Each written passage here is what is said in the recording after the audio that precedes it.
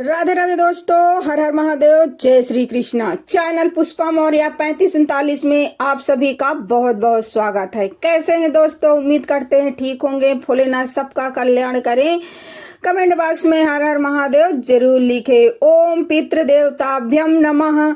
नमस्कार प्रिय दर्शकों, क्या आपने कभी सोचा है कि हमारा अस्तित्व केवल हमारा अपना नहीं है? हम उन जड़ों का विस्तार हैं जिन्हें हमारे पूर्वजों ने अपने त्याग, प्रेम और परिश्रम से सींचा है। हमारी हर सांस में उनका आशीर्वाद और हमारी हर सफलता में उनका अंश शामिल है। हम उन पूर्वजों को स्मरण करके उनकी प्रति अपनी कृतज्ञता व्यक्त करने का सबसे बड़ा महत्व है। पितृपक्ष की इस पक्ष का हर दिन महत्वपूर्ण है, लेकिन एक तिथि ऐसी है जो मानो पूरे पितृपक्ष का सार हो। वह तिथि है अमावस्या की, और इस वर्ष अमावस्या 21 सितंबर 2025 रविवार के दिन है। हम उसी माह के तिथि के साक्षी बनेंगे जिसे सर्वपितृ अमावस्या, पितृमोक्ष अमावस्या या महामालय अमावस्या के नाम से भी जाना जाता है। आज हम जानेंगे कि यह दिन इतना महत्वपूर्ण क्यों है। इस दिन कौन से विशेष कार्य करने चाहिए और सुनने चाहिए। यह पौराणिक कथा जो हमें दान और श्राद्ध का वास्तविक अर्थ समझाती है।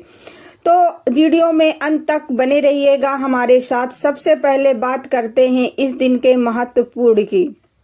सर्वपितृ अमावस्या, जैसा कि नाम से ही स्पष्ट है, सभी पितरों की अमावस्या यह पितृपक्ष का अंतिम और सबसे महत्वपूर्ण दिन होता है। यह दिन उन सभी पितरों को समर्पित है जिनकी मृत्यु की तिथि हमें ज्ञात नहीं है या किसी कारणवश हम उनकी तिथि पर श्राद्ध नहीं कर पा रहे हैं। माना जाता है कि इस दिन हमारे सभी पितृगण हमारे द्वार पर आकर अपने वंशों से दर्पण और श्राद्ध की कामना करते हैं।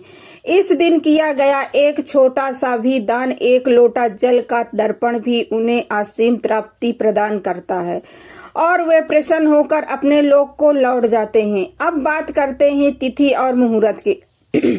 इस वर्ष अश्विन मास की अमावस्या तिथि का आरंभ 20 सितंबर 2025 शनिवार को शाम लगभग 5:48 पर होगा और इसका समापन 21 सितंबर 2025 रविवार की शाम 7:53 पर होगा। उदया तिथि के अनुसार श्राद्ध, दर्पण का दान, पुण्य के सभी कार्य 21 सितंबर रविवार को ही किए जाएंगे। यह दिन पितरों की विदाई का है, इसीलिए इसे पितृ विसर्जन अमावस्या भी कहा जाता है। सर्वप्रथम सर्वपितृ अमावस्या की पौराणिक कथा इस प्रकार है। इस दिन अन्न और जल का दान इतना महत्वपूर्ण क्यों है? इसके पीछे एक बहुत ही मानसिक और ज्ञानवर्धक कथा जुड़ी है जो महाभारत के महान योद्धा दानवीर कर्ण से संबंधित है। हम सभी जानते हैं कि कर्ण अपने जीवन काल में एक महान दानवीर थे। उनके द्वार से कभी कोई याचक खाली हाथ नहीं लौटा। उन्होंने हमेशा स्वर्ण, रत्न, भूमि, वस्त्र और कुछ न कुछ दान किया। जब उनकी मृत्यु हुई और उनकी आत्मा स्वर्ग पहुंची तो उनका बड़ा सत्कार हुआ। उन्हें रहने के लिए स्वर्ण के महल दिए गए, पहनने के लिए हीरे मोती जड़े वस्त्र दिए गए। लेकिन जब कर्ण को भूख लगी और उन्होंने भोजन मांगा तो उनके सामने भोजन की थाली में स्वर्ण और आभूषण परोस दिए गए। यह देखकर कर्ण हैरान रह गए और उन्होंने देवराज इंद्र से पूछा, देवराज, मैंने अपने जीवन में कभी किसी को भूखा नहीं लौटाया, फिर मुझे मेरे साथ ऐसा क्यों किया जा रहा है? मुझे भोजन के स्थान पर सोना क्यों दिया जा रहा है? देवराज इंद्र ने मुस्कुराते हुए उत्तर दिया, हे अंगराज, इसमें कोई संदेह नहीं है कि आप संसार के सबसे बड़े दानवीर हैं। आपने जीवन भर बहुमूल्य वस्तुएं दान की है, इसीलिए आपको यहाँ भी वस्तुएं प्राप्त हो रही हैं। आपने जो दान किया है वही आपको वापस मिल रहा है, लेकिन आपने कभी अपने पितरों की नियति, उनकी आत्मा तृप्त के लिए अन्न और जल का दान नहीं किया है। इसीलिए यहाँ आप के भोजन की प्राप्ति नहीं हो पा रही। यह सुनकर करण को अपनी भूल का आभास हुआ। उन्होंने कहा कि मुझे इस ज्ञात का पता ही नहीं था कि पितरों के लिए अन्न जल का दान इतना आवश्यक है। उन्होंने अपनी इस भूल को सुधारने का अवसर मांगा। तब यमराज ने उनकी प्रार्थना स्वीकार की और उन्हें 15 दिनों के लिए वापस पृथ्वी पर भेजा। यह वही 15 दिनों की अवधि थी जिसे आज हम पितृपक्ष के रूप में जानते हैं। इन 15 दिनों में करण ने अपनी पितरों को याद करके श्रद्धा पूर्वक ब्राह्मणों को भोजन कराया, गरीब और जरूरतमंदों को अन्न जल दान किए और अपने पितरों का तर्पण किया। जब वे 15 दिनों के बाद वापस देवलोक लौटे तो उन्हें अन्य सभी सुखों के साथ साथ भोजन भी प्राप्त हुआ। तभी से यह मानता है कि पृथ्वी पितृपक्ष में किया गया अन्न और जल का दान, जिसे हम श्राद्ध कहते हैं, सीधे हमारे पितरों तक पहुंचता है और उनकी आत्मा तृप्ति प्रदान करता है। सर्व पितृ अमावस्या पर क्या करें? यह कथा हमें सिखाती है कि भौतिक दान से भी बढ़कर श्राद्ध से दिया गया अन्य दान। तो इस सर्व पितृ अमावस्या पर हमें क्या करना चाहिए? इस दिन सूर्योदय से पहले उठकर किसी पवित्र नदी, सरोवर या फिर घर पर ही गंगा जल मिलाकर स्नान करें।